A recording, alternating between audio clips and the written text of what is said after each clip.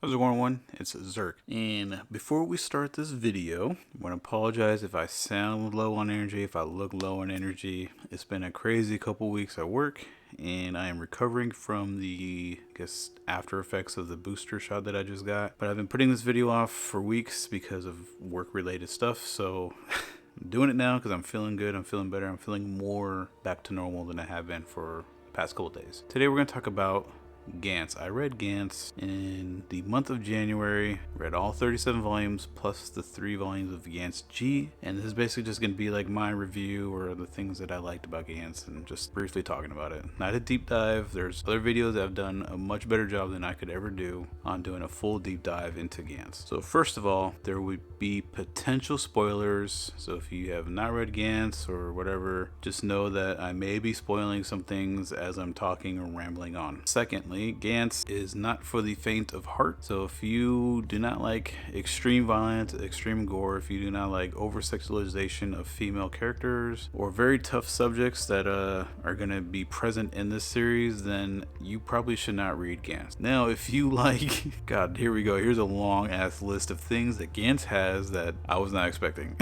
If you like violence, if you like extreme violence, if you like gore or extreme gore, if you like post-apocalyptic scenarios, if you like sci-fi elements, if you like psychic abilities, if you like aliens, if you like, I guess, gods, maybe like alien Buddhas, if you like dinosaurs, if you like vampires, if you like sci-fi suits and sci-fi weaponry, if you like booba, if you like romance, if you like sex, if you like crazy over-the-top action, if you like extremely well detailed environments in drawings or just basically works of art for your manga, and you're gonna love GANTZ, quite honestly.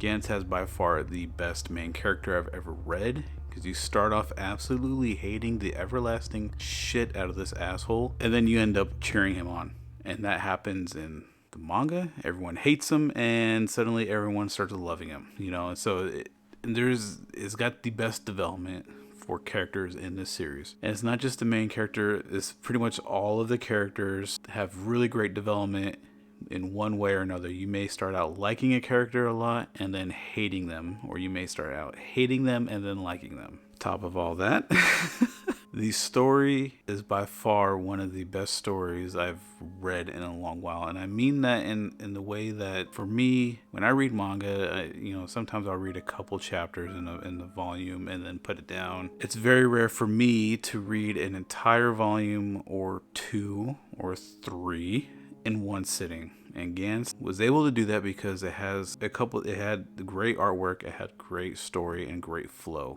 And what I mean great story is that it doesn't overwhelm you right away with a lot of information. You just get bits and pieces of information throughout the chapters, throughout the volumes that are easy to remember. So you don't really forget. Like, you'll maybe forget, but when they bring it back up, it's like, oh yeah, I remember them talking about that.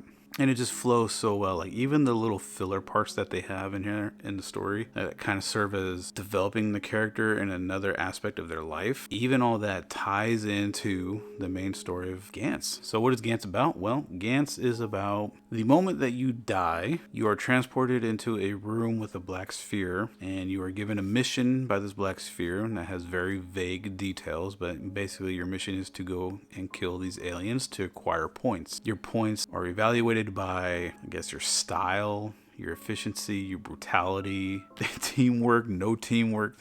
Everything that potentially could be graded gets graded on how you did in the mission. You can get maybe 0 points, you can get negative. No, you can't get negative points, but you may get 0 points, you may get 20 points, you may get 2 points. It just all depends on how GANTZ rates your performance or your ability to kill these aliens. And you getting these points, eventually you'll get up to 100. And from there, you have the option for 3 choices. You can opt to return back to or get resurrected back into life, but your memories of GANTZ and all the people you met during GANTZ will be erased. So basically, your memory will be restored from the moment you died. So that exact point you died is where your memory is restored at. You can opt to resurrect somebody back to life. From my understanding, it can be only people that died in GANTZ, I think. Could be wrong about that because I don't recall them resurrecting anyone back to life from outside of GANTZ. Or you can opt for continuing your missions into GANTZ, but getting better weapons. And then as the story goes, the aliens get crazier and more violent. And it's just such a wild story. And I think like things really hit the fan on crazy. Like the first few events that are happening, you're kind of like, oh, okay, that's fucking crazy. But then like when you get to the Osaka arc, you're just like, what the fuck is going on? Like these people are fucking psycho. And I don't want to spoil it because I think it's best going in not knowing what happens. But when you're reading it and you're seeing the things that the Osaka team is doing, you're just like, holy shit. And the reality is GANTZ is exploring human nature and reality because, and they mention this, you know, there's like when you get down towards the end of the series and they're on the alien spaceship, and I'll get to that in a second, but they're doing something.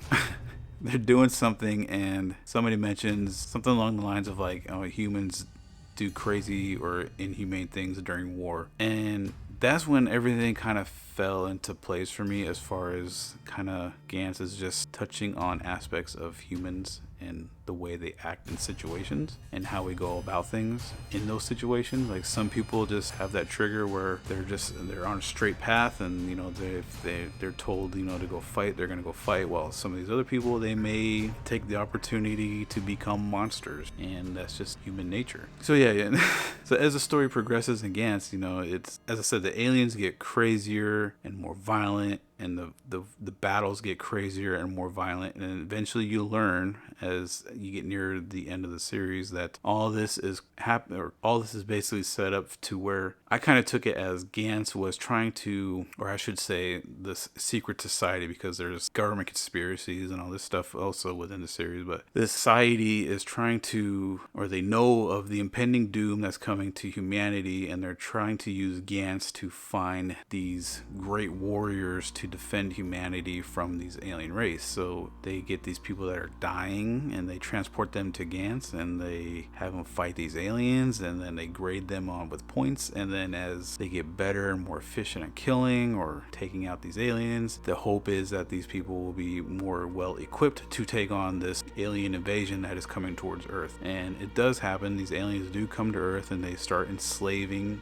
humans, and it was funny. Like there was one part where they treated humans as pets, so kind of like how we have like lizards or turtles and fish and like tanks and aquariums and stuff like that. And this little alien girl had like 2-3 humans in a tank, and I was like, bro, that would suck. Like you kind of think like, oh shit, that's exactly how animals probably like, because you're like when these humans are talking to each other and like they're like well, this is fucked up, blah blah, and you're kind of thinking like, man, I wonder if that animal that I had in that tank or whatever, that snake or that rat or whatever animal you have is that gerbil, and you're just kind of like, yeah, they probably thinking the same thing. So but these aliens are coming to enslave the human race because they are a far superior, realistically in the series, they are a far more superior race than the humans were, and the GANTZ team is there to take on these aliens, and that's what they're doing the best that they can. And like what's so crazy with GANTZ is like as these events get crazier and crazier or more wild and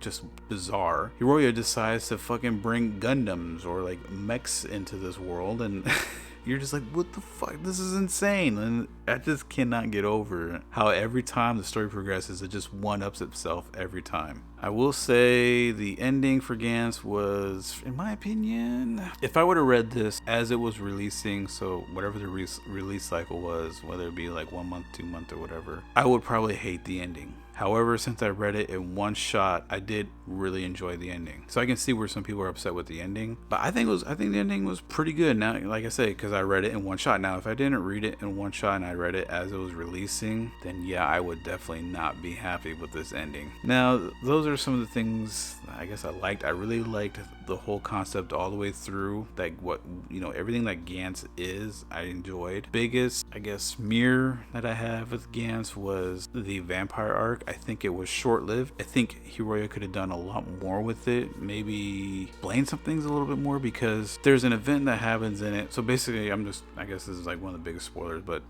Kurano's, who is the main character of GANTZ, his brother ends up being a vampire, but they don't explain, at least I don't remember, but they don't explain how he became a vampire, and they don't really explain why these vampires are in this world, and then why they're doing some of the things that they were doing, or why they had an interest. And maybe I'm just forgetting because it's been almost 2 months now that I've read this series, but they don't explain why they're, essentially attacking the GANTZ players. They don't explain any of that, and then suddenly they're just kind of like, we don't want nothing to do with this anymore, and then they just fuck off. So I just to me, that was like the weakest part of GANTZ. And mind you, this is just the main story of GANTZ. This is not even covering GANTZ G, by the way.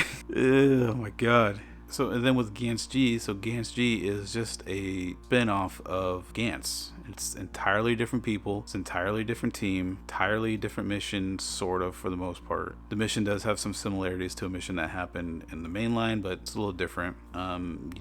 You're not really missing a whole lot with GANTZ G, because GANTZ G is just a side story. However, it was just as entertaining as the original story is, and I'm really hoping Dark Horse decides to release the follow-up to GANTZ G, which would be GANTZ E. Fucking tongue twisters, man. So yeah, but I'm hoping they release the follow-up to that, because I'm really interested to see what kind of happens with the characters from GANTZ G and how things go. But overall, would I recommend GANTZ to everybody? Like I said in the start, if you have issues with extreme violence, extreme gore, over-sexualization of women, child abuse, and, enslavement, then you probably won't like GANTZ at all, honestly. But if you can look past all that and just see that Hiroya is actually telling a really good story with really great character development, and like I said earlier, you're gonna fall in love with characters at the start of when they're on in the panel, and then you're gonna probably end up hating them, and then the ones that you started hating at the very beginning, you're gonna start loving them because they have such great development. And then some of the people that they bring back to life, you're just kind of like, what the fuck, like what? And then some of the people they don't bring back to life, you're kind of like, bruh.